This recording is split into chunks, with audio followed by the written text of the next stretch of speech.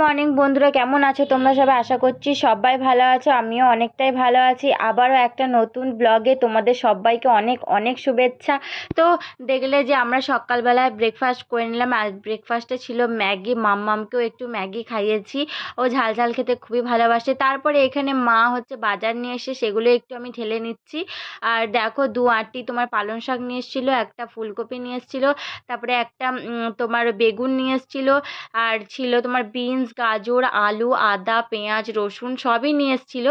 আদা পেঁয়াজ রসুনটা নিয়ে এসছে কারণ এখন মাই বাজার যাচ্ছে, রোজ যেতে পারে না, তো তাই মাঝে মাঝে যেয়ে যাই বলে একবারে আদা পেঁয়াজ রসুনটা নিয়ে এসছে। না হলে আজকে তো তোমার ওই মঙ্গলবার, তাই মঙ্গলবারে তো নিরামিষ হয়, নিরামিষই রান্না হবে। তো দেখো, আমি 2 আঁটি পালং শাক নিয়ে এসেছিলো, সেই পালং শাকটাকে আমি কেটে নিচ্ছি। পালং শাক, তারপরে বেগুন, আর আলু, তারপরে মটরশুঁটি আছে, মটরশুঁটি কটা আমি আগেই ছাড়িয়ে রেখেছি, সেই মটরশুঁটি দিয়ে একটা তরকারি করব। তো এই হচ্ছে আজকের মানে সবজি তরকারি একটা হবে আর পোস্ত হবে। আর দেখা যাক কি হয়। আর ওদিকে আমার ভাত আর ডাল করা কমপ্লিট হয়ে গেছে। আর আমি এদিকে সবজি কাটছিলাম, আর মাম্মাম দেখো এসে আমাকে কোলে উঠবে বলে কি করছে দেখো। ওকে যত নামিয়ে দিচ্ছে ও তো কাঁদতে কাঁদতে সে আমার কোলের ওপরেই উঠে আসবে। একটা বিনস দিয়ে দিয়েছে ওর হাতের মধ্যে, সেটাকেই ও মুখে নিচ্ছে, এই করছে। আর ওর পেছনে গিয়ে দাঁড়াই তো আমার ভীষণ ভয় লাগে, কারণ যদি পেছন দিকে পড়ে যায় আমি আর ওকে তুলতে পারবো না।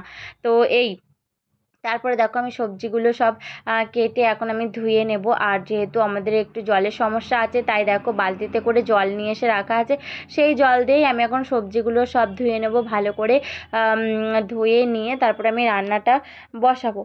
তো চলো বন্ধুরা, দেখতে থাকো তোমরা ভিডিওটা। আমি একবারে স্নান করে তারপরে রান্নাঘরে এসে তোমাদের সাথে আমি ভিডিওটা শেয়ার করছি। এর আগে সকালে সমস্ত কাজকর্ম আমি করেছিলাম, সেই ভিডিওগুলোও আমি তুলেছিলাম, কিন্তু ভিডিওগুলো না ডিলিট হয়ে গেছে, তাই যতটুকু ছিল আমার কাছে সেগুলোই তোমাদের কাছে আমি শেয়ার করছি। এদিকে দেখো, পোস্তর আলুটা আমি ছোটো ছোটো করে কেটে নিয়ে তারপরে এই যে 5 ফোড়ন দিয়ে দিয়েছিলাম তেলে, দিয়ে আলুটাকে ভেজে নিলাম। ভেজে ওর মধ্যে দিয়ে দিলাম জল, আর এই একটা টমেটম দিয়েছি, দেখতে পাচ্ছ। এটা হচ্ছে ধনেপাতার চাটনি বানাবো, তাই মা বললো সেদ্ধ করতে দিয়ে দে। তাই আমি ভাবলাম যে পোস্তর আলুর মধ্যেই দিয়ে দিই, আলুটা তো সেদ্ধ হবেই, টমেটমটাও সেদ্ধ হয়ে যাবে, তুলে নেব। তো এই জন্যই। আর ওদিকে আমি একটু লঙ্কা আর নুন দিয়ে দিয়েছিলাম, দিয়ে ঢাকা দিয়ে ওটা একটু সেদ্ধ হতে থাকুক, ততক্ষণ আমি পোস্তটা শিলের মধ্যে বেটে নেবো। আর শিলে আমাদের মিক্সারে পোস্ত বাটা যায় না, কারণ ব্লেডগুলো একটু বড় আছে মিক্সারে, তাই পোস্তটা বাটা যায় না, তাই আমি শিলে করেই বাটি। আর যেহেতু মঙ্গলবার, পোস্ত তো হবেই, তোমরা জানোই নিরামিষের দিন আমাদের বাড়িতে পোস্ত হয়ই হয়। এটা আমার বর খেতে খুবই ভালোবাসে, পোস্ত ছাড়া তো ও খাবেই না এমনটাই। তো কিন্তু আমার শ্বশুরমশাই, আমার শাশুড়ি ওরা পোস্ত খায় না, আমি একটু খাই আর আমার বর, আমাদের দুজনের জন্যই পোস্তটা হয়। তো দেখো, এখানে আলুটা সেদ্ধ হয়ে গেছে, টমেটোটা আমি তুলে নিয়েছিলাম। আর এখন দেখো আমি পোস্তটা দিয়ে দিচ্ছি। দিয়ে পোস্তটা দিয়ে একটুখানি ফুটে উঠবে, তারপরে আমি নামিয়ে নেব। তো এখানে তো আমার পোস্তটা কমপ্লিট হয়ে গেছে। এবার চলো পরের রান্নাটাও চাপিয়ে দিই। এরপর আমি সবজিটা চাপাবো, তো তার জন্য একটু কড়াইয়ের মধ্যে তেলে দিয়ে দিলাম একটু 5 ফোড়ন, দিয়ে আমি দেখো সবজিগুলো দিয়ে দিলাম। আর এর মধ্যে না কাঁচা লঙ্কা কয়েকটা কেটে নিয়েছিলাম, তো কাঁচা লঙ্কাটাও রয়েছে। আর মটরশুঁটিগুলো ওপর থেকে দিয়ে নিলাম। মটরশুঁটিগুলো না কয়েকদিন ধরেই ঘরের মধ্যে ছিল, আর মটরশুঁটির খোসাগুলো না একদম মানে কি বলবো, পচে পচে যাচ্ছিল। তো তাই আমি ভাবলাম যে আর রাখা যাবে না, তরকারির মধ্যেই দিয়ে দিতে হবে, তাই আমি ওই তরকারিতে দিয়ে দিলাম। তরকারিটা আমি ওদিকে চাপিয়ে এদিকে চাটনির ব্যবস্থাটা করে নেবো। দেখো, চাটনির জন্য আমি এখানে ধনেপাতা দিয়ে দিয়েছি, এর মধ্যে সেদ্ধ করা টমেটোটা আর কাঁচা লঙ্কাটা দিয়ে একবারে পেস্ট করে নেবো ভালো করে। তা আবার কিছুক্ষণ পর তোমাদের কাছে ফিরে এলাম। দেখো, এখানে হচ্ছে তরকারিটা অনেকটা সেদ্ধ হয়ে এসছে। এখন এর মধ্যে আমি আদা, জিরে, তারপরে শুকনো লঙ্কাও দিয়েছি, একটু একসাথে পেস্ট করে দিয়েছি, আর নুন হলুদ দিয়ে এখন কিছুক্ষণ একটু ভালো করে কষিয়ে নেবো আস্তে। আর হ্যাঁ, এই সবজির মধ্যে না আমি সিমও দিয়েছি, দেখতে পাচ্ছ, একবারে ঘাঁটা ঘাঁটা করে একটা ঘন্ট টাইপের করব সবজি দিয়ে। তো চলো একবারে তরকারি রান্না করে তারপরে একবার তোমাদের কাছে ফিরে আসছি। বাপরে, হাতে আছে ভাত,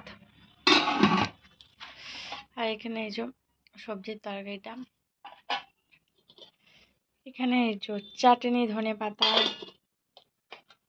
আর আছে আলু পোস্ত। এই যে তোমার মুগ ডাল, এখানে আছে পাঁপড়।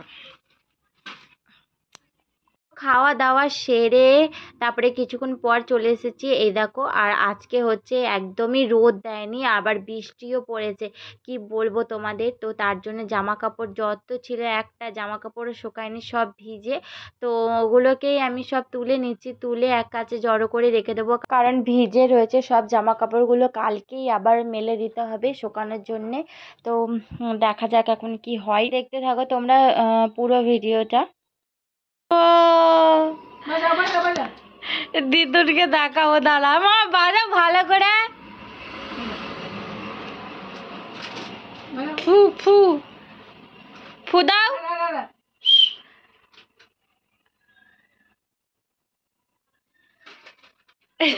সব পড়ে গেল রিংগুলো, যা যা রিংগুলো পড়ে গেল।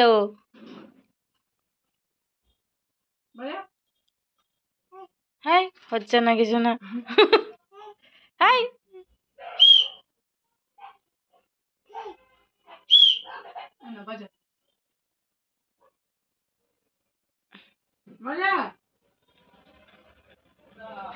বাজাবে না।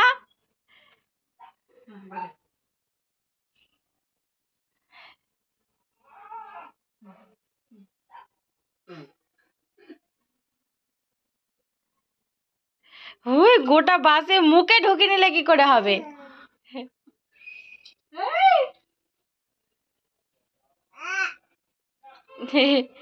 পরে চলে এলাম রাতে রান্না বান্না করতে। আর রাতে রান্নার দেখো, এখানে হচ্ছে আলু ভাজা, আর হচ্ছে তোমার একটু লঙ্কা কেটে নিয়েছি, আলু ভাজবো আর রুটি করব, ব্যাস এই হচ্ছে রাতের রান্না। তো আলু ভাজার জন্য তো আমি তেলের মধ্যে দিয়ে দিচ্ছি 5 ফোড়ন। তারপরে আলুটাকে প্রথমে আমি একটু জোর আঁচে একটু ভাজা ভাজা করে নেবো, তারপরে এর মধ্যে আমি নুন হলুদ দেবো, না হলে আমি দেবো না, না হলে হচ্ছে সেই আলুটা না সেই জল জল মতন থেকে যায়। তো দেখো, তো একটু আমি আলু ভাজাটাকে ভাজা ভাজা করে নিয়েছিলাম, দিয়ে এখন আমি নুন আর হলুদ দিয়ে দিচ্ছি। আর ওদিকে এখন আটা মাখা হয়নি, আটাটাও মাখবো। তো চলো, আলু ভাজাটাকে আমি চাপিয়ে দিয়ে তারপরে আটাটাকে মেখে নেবো। দেখছো, তাও যেন কড়াইয়ের গায়ে সেই লেগে লেগে যাচ্ছে। তো কি করব বলো। আর আলুগুলো না লেগে লেগে গেলে ভেঙে ভেঙে যায়। তো কিছু করার নাই, আলু ভাজাটা এরকম করেই করতে হবে। আর দেখো, ওদিকে কড়াইটাকে চাপিয়ে দিলাম, আর এদিকে হচ্ছে তাওয়াটাকে চাপিয়ে দেবো। ওদিকে আমি আটাটাকে মেখে নিয়েছিলাম মাঝে মাঝে। আর এখন শুধু লেচিগুলো করে নেব, ব্যাস তাহলেই আমার হয়ে যাবে। দেখো, আমার এখন রুটি করতে চলে এসেছি, রুটিগুলো সব বেলে নেবো, আর আলু ভাজাটা আস্তে আস্তে হতে থাক, ব্যাস তাহলেই আমার রান্না বান্না সব কমপ্লিট হয়ে যাবে। আর রুটিগুলো করি, তোমরা গোটা ভিডিওটা দেখতে থাকো বন্ধুরা। যদি ভিডিওটা তোমাদের ভালো লেগে থাকে তো চ্যানেলটিকে অবশ্যই অবশ্যই সাবস্ক্রাইব করে দিও, আর লাইক করো, কমেন্টস করো কেমন লাগলো তোমাদের। তো চলো, দেখতে থাকো তোমরা গোটা ভিডিওটা। তো রুটিগুলো তো আমি এদিকে করে নিচ্ছি, কারণ আজকে অনেকটা অল্প রুটি করার আছে, বেশি রুটি করার নেই। আর ওবেলাকার কিছু কিছু মানে ওই সব তরকারি রয়েছে, পোস্তও রয়েছে আর ওই সবজির তরকারিও রয়েছে, সেগুলোকে একটু গরম করে নেব, ব্যাস তাহলেই আমার রাতের রান্না পুরো কমপ্লিট হয়ে যাবে। তাই জন্য আর ওবেলাকার যেহেতু তরকারি আছে, তো তার জন্য আর এবেলায় কিছু রান্না করিনি, শুধু আলুটা ভেজে নিলেই হবে। আর রাতের বেলা আমার শ্বশুরমশাই আলু ভাজা দিয়ে রুটি খেতে বেশি ভালোবাসে, তার জন্য এই আলু ভাজাটা করতে হচ্ছে। তো চলো বন্ধুরা, ভিডিওটা আমি এখানেই শেষ করছি। দেখা হবে আবার একটা নতুন ভিডিওর সাথে। ততক্ষণের জন্য সবাই ভালো থেকো, সুস্থ থেকো, বাই।